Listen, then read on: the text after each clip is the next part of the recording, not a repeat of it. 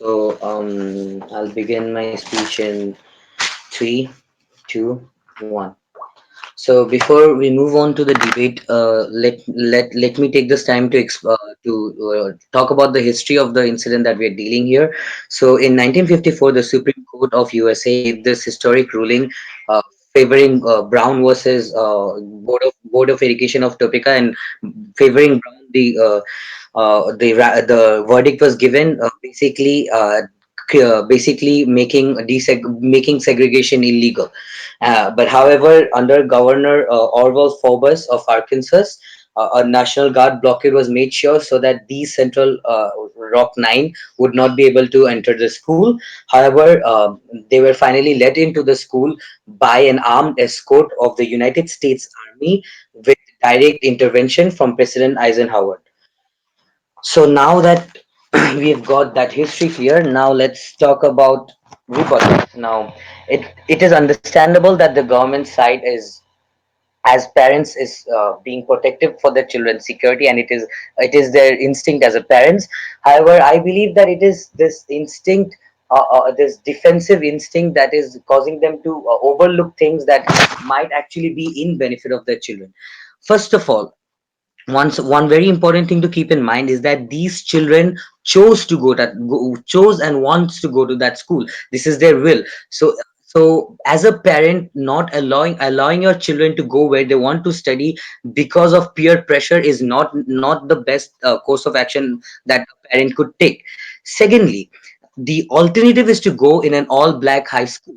What what what what is the implications of that? This is a time of white supremacy, where it goes without saying that an all black school would definitely not be able to provide you with the same opportunities, same privileges that a desegregated school, that a school that has little to do with racial discrimination, would be able to provide you. So the idea that sending my children to an all black school is better for them is actually wrong, because in term I am as a parent, we are sacrificing our children's benefit for the risk of security, for their security. Thirdly, moving on, this is a statement. Allowing my children to go to that school after winning a case in the Supreme Court, after fighting a system of oppression by the white supremacists for so long, is a statement. The Prime Minister came up and said that other black parents will be demotivated, seeing how their children is being subject to racial harassment. I believe that it's actually going to be the exact opposite. Seeing that we have won a Supreme Court, we have won the verdict in Supreme Court. Seeing that the President of United States himself stood behind our back, stood behind these nine. I believe that fighting this stigma, fighting the fear, and sending our children to that school will be the inspiration that other black parents needed in order to fight segregation. Moving on, the prime minister talked about the lack of tangible benefits. Clearly, the prime minister's concern over the safety of their children is making him blind to the many tangible benefits that a desegregated school provides. First of all, a desegregated school provides cultural diversity to both the white students present in the school already and to their own children. And in a time of such racial discrimination and segregation, cultural diversity is a blessing of levels that we cannot comprehend now. Moreover, we the parents belong from a generation that has been constantly subjugated to white supremacy, that has been constantly subjugated to racism, that has been constantly uh, denied rights and privileges simply because of our skin color. Right now, in a time of history where we have the US Supreme Court with us, where we have the backing of United States Army, who is providing armed escort to these children, where we have President Eisenhower asking the governor to respect the law, respect the verdict of the Supreme Court. In a time like this, in a pivotal moment in history like this, do we as parents want our children to go to the same system of oppression that we and our previous generation went to? Do we also want to see them to live a life of slavery? No, We do not. And since our children actually wants to take that step, the least we can do as parents is to support them with it. Now, yes, there are legit security concerns when we see the National Guard under the governor trying to block these students. Yes, we see the community protesting, the white supremacists protesting against this desegregating move. Now, what the solution to this problem is not to run away. The solution to this problem is to deal with it. You do not cut off your head when you have a headache. The way to deal with this is to have a dialogue with the university administration in presence of concerned government bodies, in presence of concerned legal bodies, since this is also a Supreme Court issue. We make sure that the university administration also takes steps, works with us, the parents of those central the parents with those rock 9, so that they can give us better assurances that they themselves from their end will try to make sure that our children, although it will not be easy, but we'll still get some certain benefits of protection from the university administration. Now, we are not just the children of these rock 9. We are also a member of the black community. We're also a black parent. And having seen what has been going on in history, it is our responsible to fight this segregation, to fight this racism, to fight this discrimination. And since our children is willing to do it, us as parents stopping them from doing it is nothing but a cowardly act, an act that will have big repercussions in the coming future, an act that will send the black movement back by a lot of years. So let's talk about what else could the uh, government come up with. It's pretty safe to assume that safety is going to be their main concern from the government. So given that said, as I already clarified that it is not possible because we have the legal backup, and eventually the society will come understand the benefits of segregation, which is both for whites and the blacks. With that said, I would like to end my speech and hope that my second speaker will extend further on the argument. Thank you.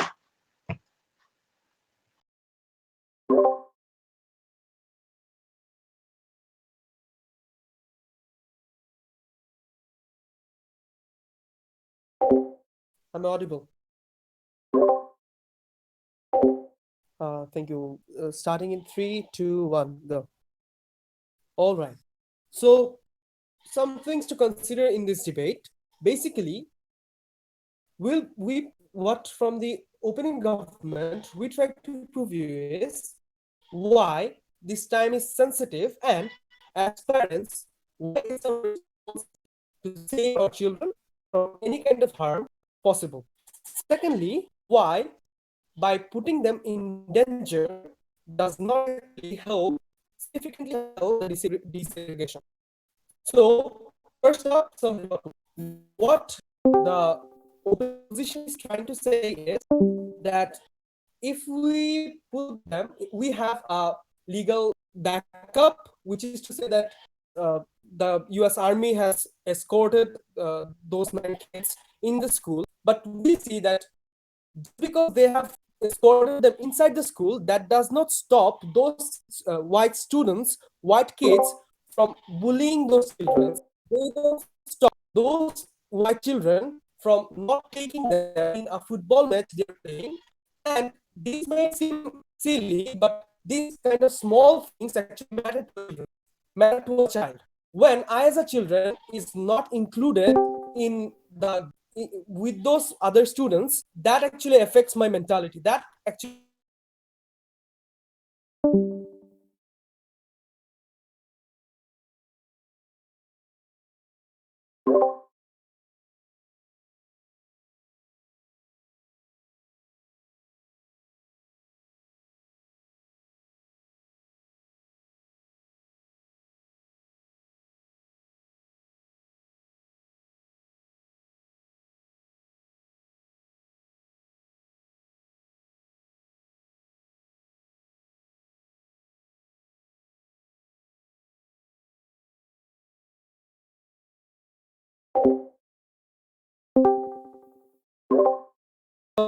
Hello.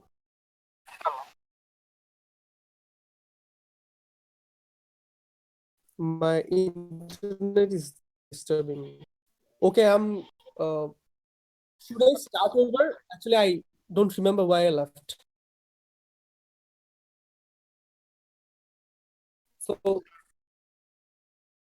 starting in three, two. So, first up, some rebuttals to the opening opposition. So, the opening opposition is telling that we have a legit backup from the government, and we see that the US Army is escorting children inside the school. But we see from the government bench that just because they were escorted inside the school does not stop those white kids from discriminating against those 9 kids. They don't stop those white kids from bullying, and those discriminations don't necessarily have to be physical. They're small things that actually matter to a children, matter to a child. Understand, I as a black kid want to play a football as what those white kids are playing, but just because I'm a just because I am not included in that match. This may sound too much silly or small thing, but as a child, this actually matters to me, and this affects my mental health. So as parents, considering all these things, we as parents not only have the right to take decisions on behalf of our children, rather as parents we have the crucial responsibility to protect our children from any kind of harm possibly they are possibly to get. So on that premise, as parents, as we know that there are things that they can face, there are things that my child could face, and this actually puts a great impact on their mental condition, and this may make them commit suicide or things like that and whatnot. So considering all of this, we as parents, from the philosophy of parentship, we cannot risk their life in this kind of situations. Secondly, considering sensitivity of this kind of situations, when recently there was a law passed, and all the white supremacists, which who are more likely to be discriminating against the black people, against this law, and they are more likely to increase their level of discrimination because of this law. And in this kind of situation, when we put our children in this kind of situations, they are more likely to be harassed, they are more likely to be get mentally oppressed, and they are more likely to be discriminated. So in this kind of sensitive moment, we cannot as parents risk our children's life and my children's mental health in putting them in this kind of situations. Secondly, we prove you that why even if we don't shift our children from this school does not help the desegregation at all. Understand how desegregation actually works. Desegregation actually is a twofold. If we want to decrease the hatred among the white people, that won't help if we increase the level of hatred within the black community. Understand what when the black community will see that the see the these 9 kids are facing this much hardships from the this much discrimination, uh, this much oppression from the white community or white children, they will there will be hatred, and they will create hatred within themselves for the white community. So this twofold hatred actually will be a bigger barrier in the way of in the path of desegregation within the racial desegregation. So what we're saying is we showed you that why in desegregation just putting our children in this kind of situation won't help.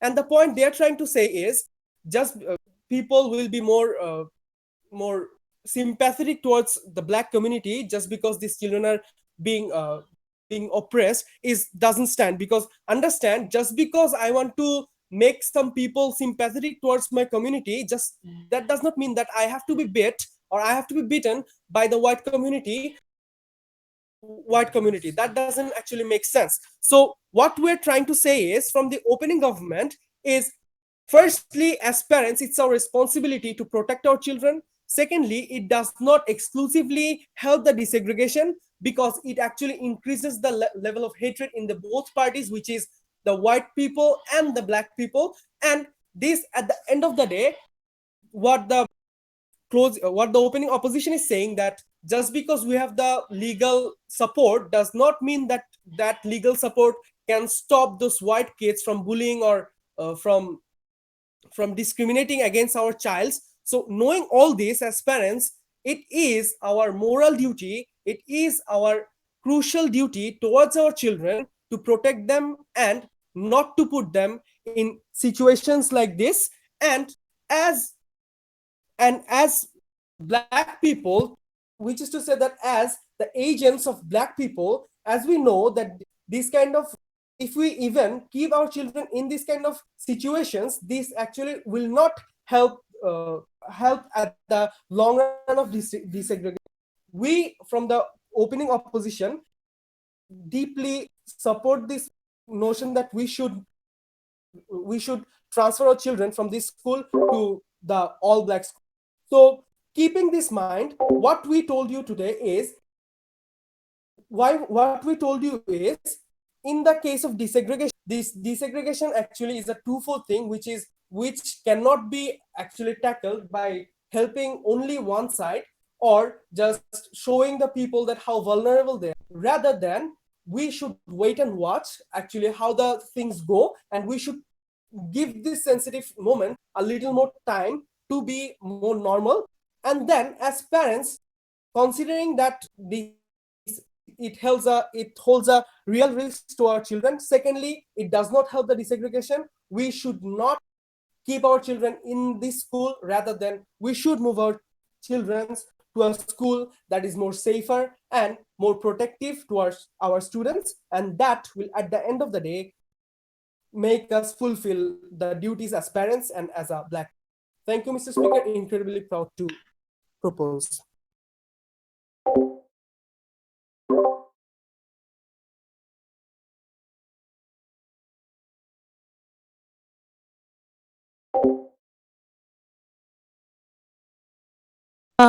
Yes, give me a minute. Am I audible? Okay. Here, here. So, I'm audible, right? Hello? Okay. So, starting 3, 2, 1. So, the PM comes up and tell you all about the consequences of on your children, and how your children is your first priority, how they're a victim of physical mental abuse, and it's your, and we agree with all of what they have to say. However, when you say your as a parent, it is your children is your first priority. Understand that what you do, you have that responsibility towards your children. What you're essentially doing is you're crippling your children, and you're not thinking long term, long term, when you're thinking about their well-being. Because your solution is basically wait and watch and do nothing. And what are you achieving by that? What narratives are you sending your children? Hey, we agree that when you say it's your natural instinct to protect your children, we agree with that. And but how exactly are you protecting your children? uh, See, you're crippling your children by doing nothing. Yeah, you are ruining ruining the future for them. And also, you're not teaching your children to stand up for themselves by when you are not standing up for yourself. Also, when you question, when you as a parent question the authority of the school, when these kind of things, abuse take place, you are also conserving accountability. Also, you talked about the consequences in children's mentality. The PM talked about the consequences in children's mentality. children learn from parents, and children are quick to learn. And if growing up, your children saw you hiding away from fighting back, fighting back, what exactly your children will be when they grow up? They say there is no tangible benefit. We tell you that is false. We tell you that is false because you're establishing democracy. You're doing something that is important, and something that you owe to your community. uh, and they say that it and so when you make the claim that it is not beneficial for desegregation, it is absolutely false. And when you say you're using children as a medium for that, that is wrong. No, you are empowering your children. You are teaching your children that nobody is above you, and people are more likely to also people are more likely to sympathize with your children, because people do sympathize with children, and people do care about children like you care about your children. And when they see that something wrong is happening in your with your children because of white supremacy, because of the problems we have in our society, they are more likely to sympathize with your children. And that way you will be able to make some sort of change, and it will be beneficial for desegregation. In your world, you say that you're doing everything for your children's safety, but in your world you're not even creating a completely safe space, because the root of the problem is racism, is otherization, is white supremacy. And you think you're creating safety, but that's so not what you're doing. You think you make them feel safe, but no. If the root of the problem exists, if the root of the problem is not dealt with, your children won't ever be safe. um and you talk about the law. Although the law, because you say that the DPM has said that the law has passed, but it won't stop white children from bullying your child anyway, which is true. We agree with that. We believe it's true, but it won't stop. If you do nothing about it, it will never stop. If you normalize a wrongdoing in your if you normalize a wrongdoing, nothing will change in your world. You're doing nothing at all. You're just creating an illusion of creating a safe space, and that is all you're doing. You're changing nothing, not for your children, not for your community, not for your society, not for the country.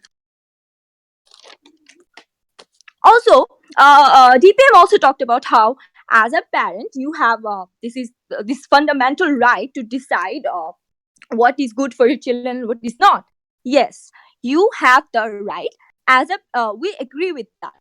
And as a parent, you have the right. You have the response. You have a fundamental responsibility towards that right. You cannot misuse that right. Whenever you're using that, think about it twice. Think about it 10 times.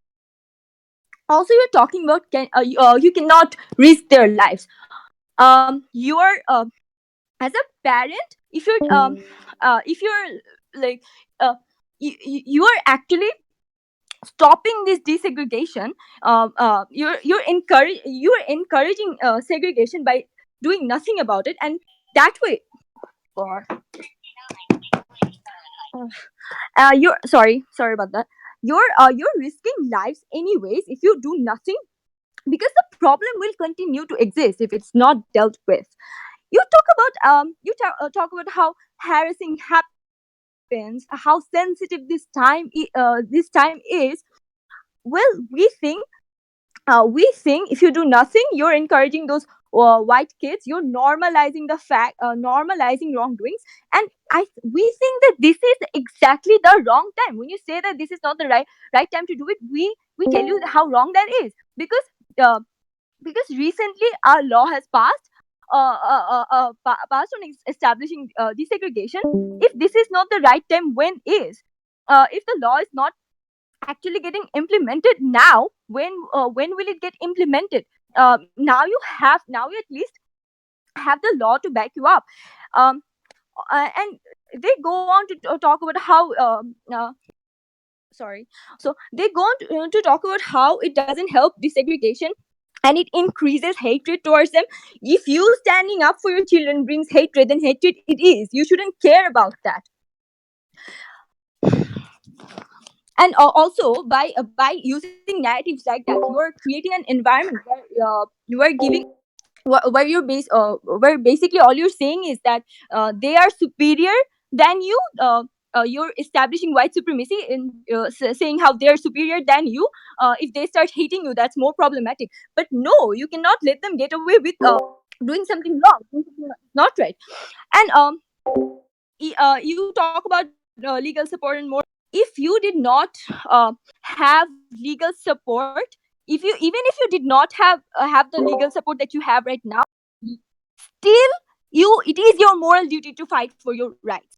And the legal support, that is just a bonus, that is something that you should use for your own good.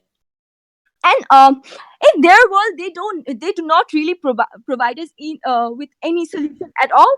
They're all they say is wait and work. There will never be a right time. What is a better time when you, okay, I think I've covered that. With that, very proud to propose.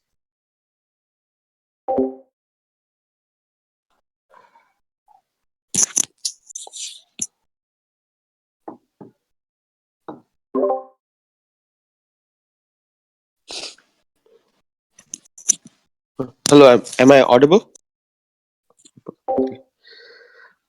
3, 2, 1. So we have talked. So this debate is basically about should those nine kids of nine black kids be sent to a school which has a majority of white people, where they face bullying, discrimination, and major outcries occur, because our debate is basically based upon that. So as a government side, I will say that I oppose that. No, they should not be sent to that school, and I'll say you why.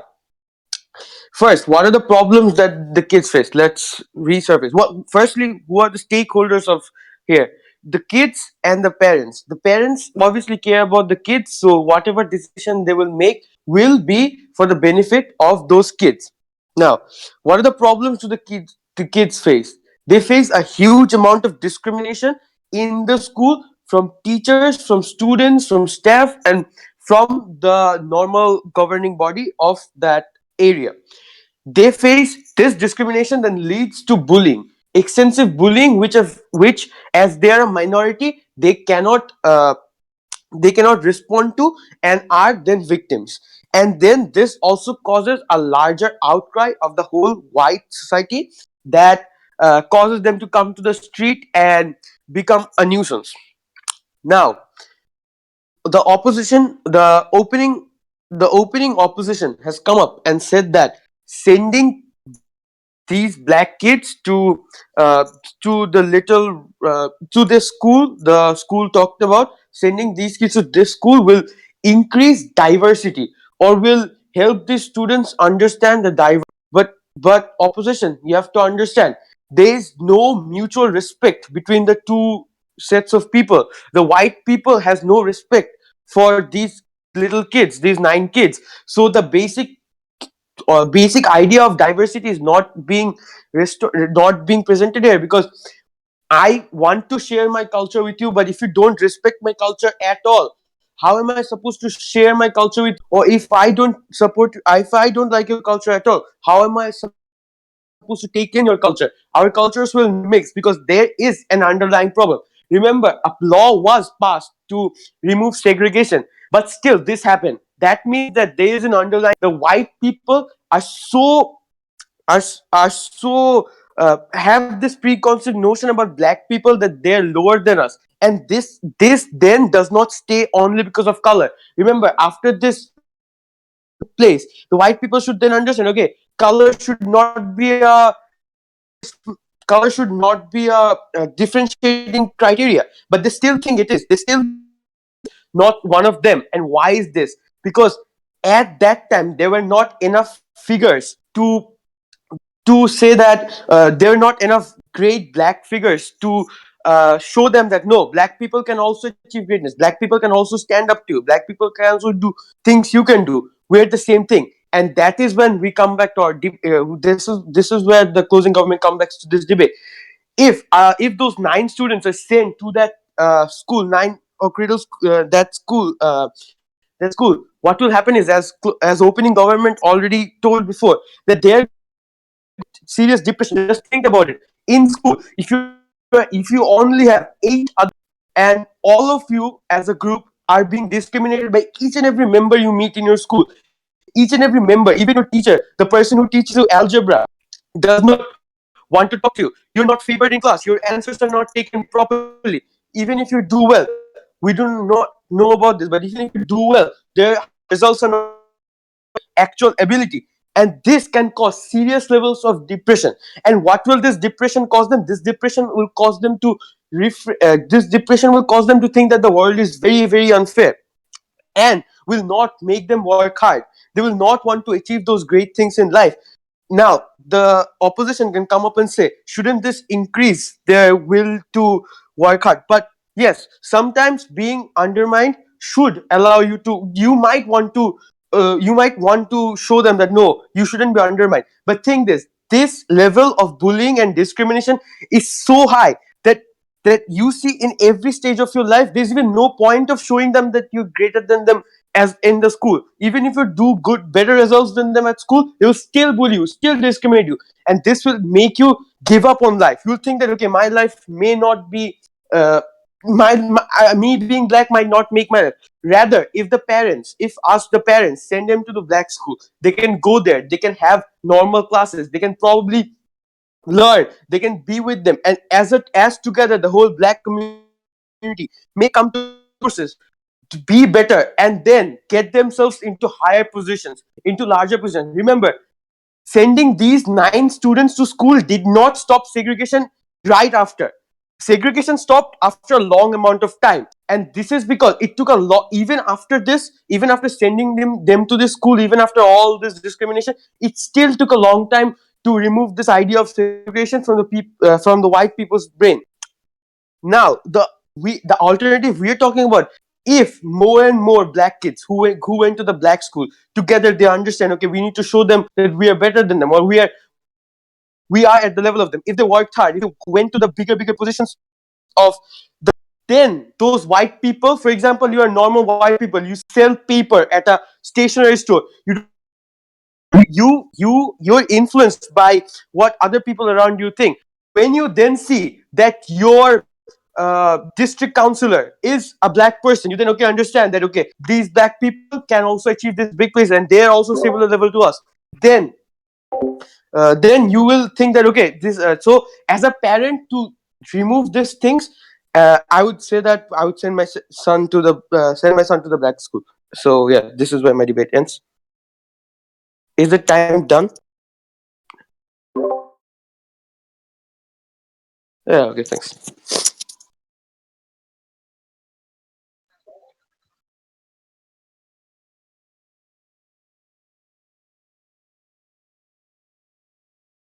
Am I audible?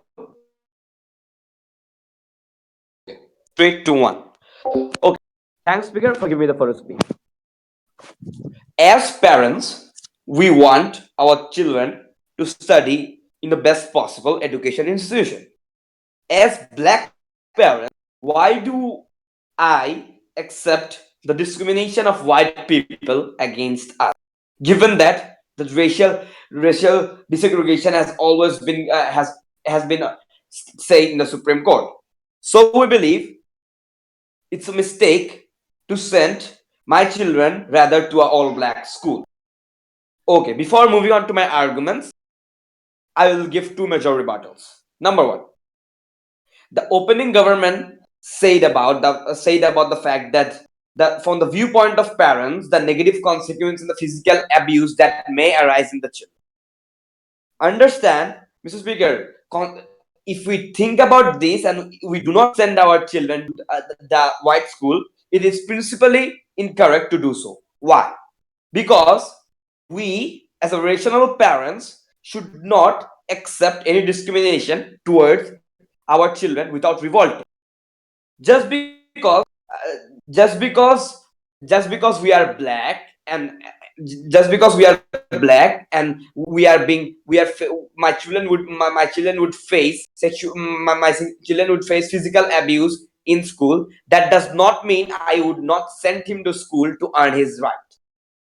Mr. Speaker, understand why? Because just Mr. Speaker, take for an example, just because my daughter would face sexual harassment in a job sector, I would not send her to that sector. This is something that is principally incorrect. As a rational person, I should of course do, because even if that physical abuse, or even if that physical abuse occur in case of the black children, or even if that sexual harassment occur in case of my daughter as a woman, what will happen if that occurs in case of a woman? The Me Too movement will arise. Why? Because of the fact that my daughter faced sexual harassment in school. This is just an example that we should not accept any discrimination without revolting. If this kind of discrimination continues, and we accept it without revolting, that is the when discrimination will not, and equality will not be established in society. This is same goes for the color discrimination in the of education in USA. Same goes for the discrimination in any parts of the world regarding race, religion, gender, or okay. If people were if people were only thinking for the possible harms and would not go to earn their rights, that is the when revolution would not occur in any society. This is the first major rebuttal against their. Secondly, that they told that it would harm their child sensibility. Understand, they are high school going. If we tell them, I will refrain you from that school, in that school where they wanted to study, they will become unhappy, they will become demotivated. They wanted to study in that school, no, they would face bully from white school. But when we don't let them, that is the when we restrict them and they get unhappy and demotivated. They also told about that suicide will occur. Understand, suicide will not occur. They themselves wanted to study in that school, and they have the mental balance to do so, because they already live in a society where they see every day racial discrimination happening, and they know that. Still they wanted to study to earn their rights in a higher in a central. Okay, and further, they will get a message to accept the discrimination and live life as slave of white people, accepting their supremacy. Okay, so their 2 points of physical sensibility does not get count. Now coming on, before moving on to my case, I will take.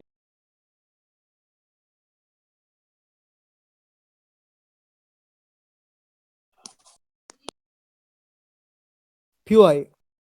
Yes. Okay, how can you just because I have choose to study in a particular school, I have the mental balance to face the discriminations and bullying against me? Because I live in a society where discrimination is happening every day. The white people are bullying, are seeing us in a different eyes, and we see the white people bullying and torturing us every day. Even after knowing that, when I want to study in a central high school of majority white kids, that is the when I know that I have the mental balance to tackle it. Okay, now moving on to our case. We will be the first one to in this house to tell you three things. Why should we not prevent why should we not prevent the prevent my child uh, from getting better higher education? Secondly, why should we not accept the discrimination and create a revolution for the black people? Thirdly, why the possible harms are avoidable. Now, coming on to our first point, why should we not prevent the students to study in better high school? Number one, because it's their understand, it's their basic right to study in a better place.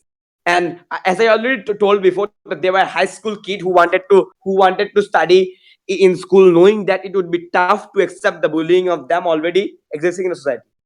And on the other basis, when they would study in all black school, it would make them avoid of them, and cultural diversity will never be created, as told by the opening opposition already. So in this point of ours, we state that we as a rational parents and conscious parents would should give our students a chance to study in a better high school and create way for other people. Secondly, why the discrimination should not be accepted. Understand, revolutions against discrimination will only arise when people would earn their rights, and to earn their rights, people need to go to that place. And if people do not do and see what can happen, and let us watch, as told by your opening government, if this thing occur, revolution will not occur, and always exist in the society. The white people will always have supremacy, and we cannot protest against them. This is something that would occur. And thirdly, why the possible harms are avoidable. The possible harms are avoidable, a, for the better future of our children, b, further for the whole black community, so that the whole black community gets the chance for racial desegregation and study in such schools, three, for creating rational children who would be complete and protest against revolution and not giving them a wrong message about accepting all discrimination. With this being said, we are I'm incredibly proud to oppose. Concluding my speech. Thank you.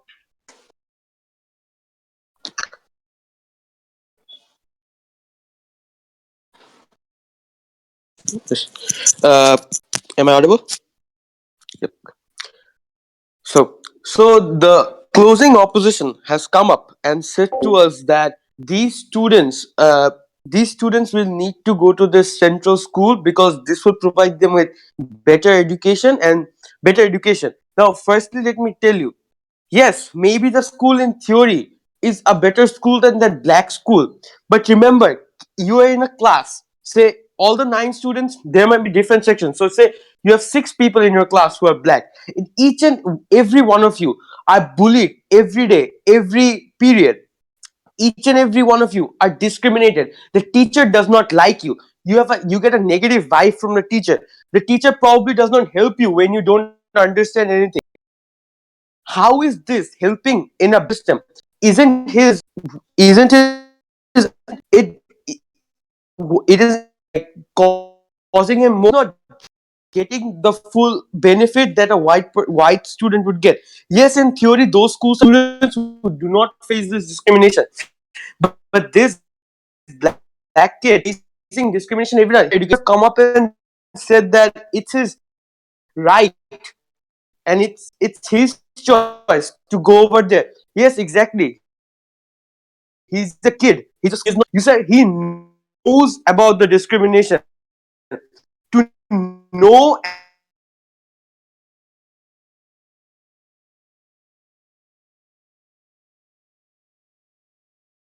every day, you actually get hurt. And that's why we parents know that they will face this, because as a parent, most probably I have faced this in my job sector, and I know if my student, if my son who will go there as a student, if he faces this will make him more depressed, this will make him worse. And that is why I want to send him in an all black school, because I and you might say, okay, it's his freedom of right, he might want to go there. But yes, this argument would have made sense if he had already done classes over there and then had made the choice. And then you have come up with another third point, which have said that he's already mentally stable. And I don't understand how wanting to study somewhere. For example, everyone wants to study in an Ivy League school. But there, if in Ivy League school, every 30 minutes, I face discrimination. Obviously, if you ask me now, if I want to study in an Ivy League school, I would say yes. But then, if I then go there and learn that every 30 minutes I would have to face discrimination, I would obviously not want to study there. How is wanting to study there making me mentally stable to study there? These points do not actually match. And then you have come up and said harassment in workplace, and then said that me too movement soccer, and then that's a very, but then again, remember, harassment in office would occur to only one person by only another person. So your daughter that was harassed would be harassed by one other person, so the rest surrounding you would not be against you. But here this concept is so injected in all the people that there are hundreds of discriminants. You cannot resist this pressure. When you want to resist, you face what the students had to go under. I myself, as debating now, cannot say how hard it must have been for these kids to survive through that school. Every day, I guess, as a student, I don't want to go to school thinking that I'm in war. I don't want to go to school thinking that I will I will have to survive my day. I'll go there thinking, okay, I'll learn something new. These kids going there most probably every day thought that they're going there to survive. Uh, yes, and then coming back, why in our now both the government systems have not come up to an alternative why going in white school could have reduced discrimination. See, there's no other alternative than sending them to black school, because the time was, as I think opening government mentioned before, because the times were so sensitive at that time, it would there would remain no other alternative. Yes, as a father, I would not want my son not to get, I would not want my son to be discriminated. I wouldn't want my son to not be availed of all the facilities that a white kid is availed of. But then I would have to think about my son's security. I have to think about my son's future. And at that time, there's I, I don't think there's any other alternative except of homeschooling than sending them to black school, and that is my only possible opportunity. And then when I do this, then I need to make sure that this alternative is perfectly used by my kid. So then I will so and then the black, and also think about it. You guys, both the governments, both the oppositions have come up and said quality of education will be bad, quality of education will be bad. Yes, maybe quality of education will be bad, but that urgency you will have in black school, you will not have in that central school. The urgency to do well will always be higher in that black school, and at that time your education level will also be higher, and you can then achieve better things over there. uh, and also another thing is, if these kids, if there are no good black teachers, how are the next generation? And then to integrate it, this generation of people over there in 1957, everyone had a conceptual problem. So diversity can, then we said that the president was on the side of the black people.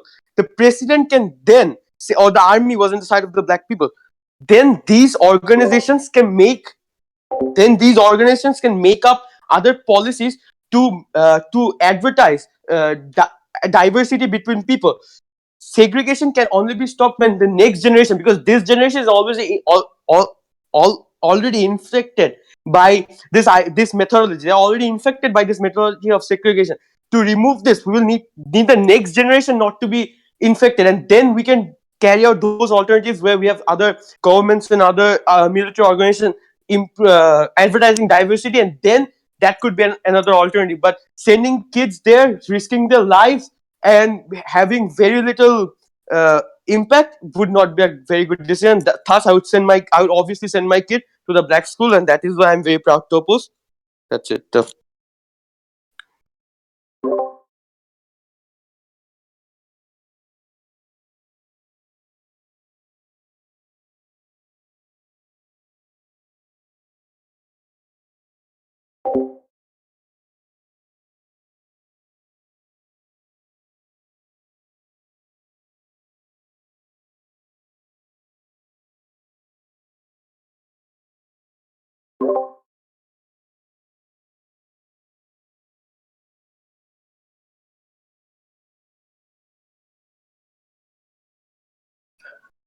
Am I audible? Starting. Hey,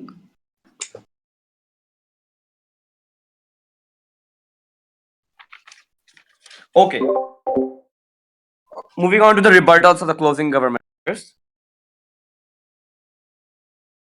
They told that there might be 100 discriminants, but understand, uh, in a in an office there might be only one harasser against one woman, but understand, they told about 100 discriminant against one student.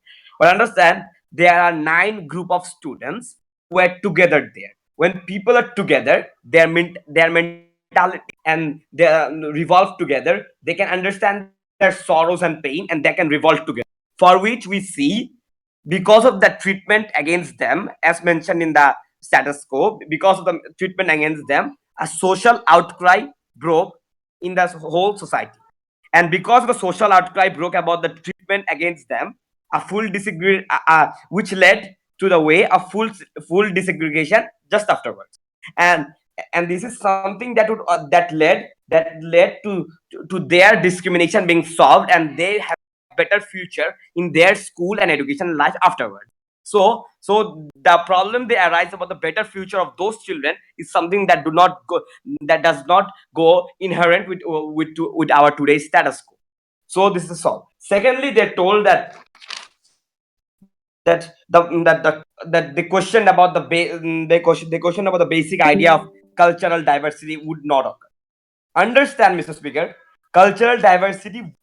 Understand cultural diversity, and to understand the feelings of black and white people would only occur in case of full desegregation, which led after the social outcry broke in. Understand, when people mix with each other, discourse is created. They get to understand their feelings and afterwards feelings, and that is why we see the discrimination in education system of USA is now being quite better, and uh, probably a better equality and a better equality has been established because of the full desegregation that has been led. Okay, with that being said, the whole case of whole case of CG, and they also thirdly they also talk about the world is unfair. They would understand things like that. Understand, the world is unfair. They would understand this for a particular period of time, for 1 year. Afterwards, it was a full racial segregation or a full revolt would be read, as it is a mining group of people. But understand, if they would not have been sent to that school, they would not go to that school. That is the when the racial segregation continue throughout the lifetime for the of that. Okay, PY accept.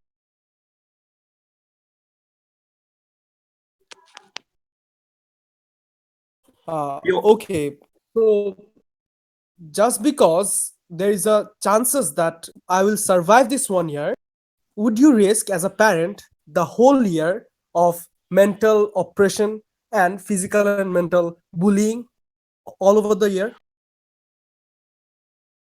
Understand, the physical and mental you tends to talk about would be, if I understand, for a shorter, something that not for 1 year, for a shorter period of time.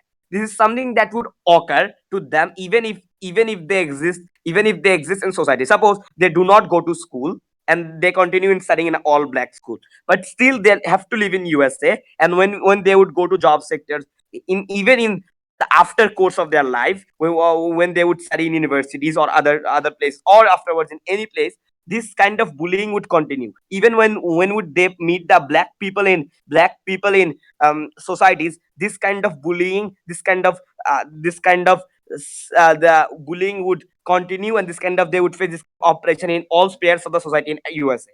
This is something in our side of the world, a small change at least occurred.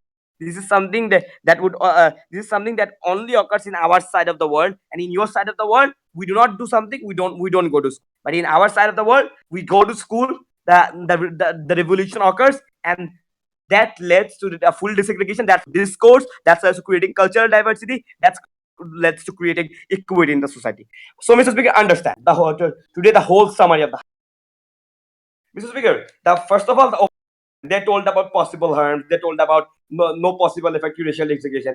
This is something that we already, something that does not stand in the house. Secondly, what the closing government told, they told about they similarly also told about the physical harms, and also questioned the basic idea of cultural diversity. So I also prove to you these are also that do not stand in the house. Thirdly, among the opening bench,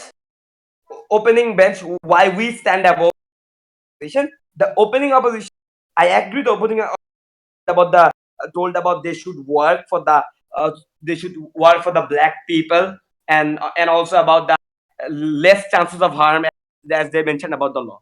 But Mr. Speaker, we we as the closing opposition necessarily showed the importance of getting higher education and of children. We also showed you the importance revolting against the discrimination. Thirdly, we show you why the possible harms are avoided. towards a better future. Because so we believe with that being said, we take this debate we take this debate home and incredibly proud to oppose. Is the is the time left? Okay, no.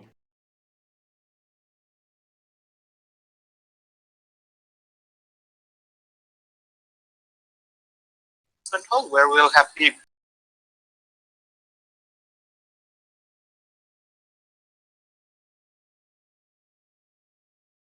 Yeah.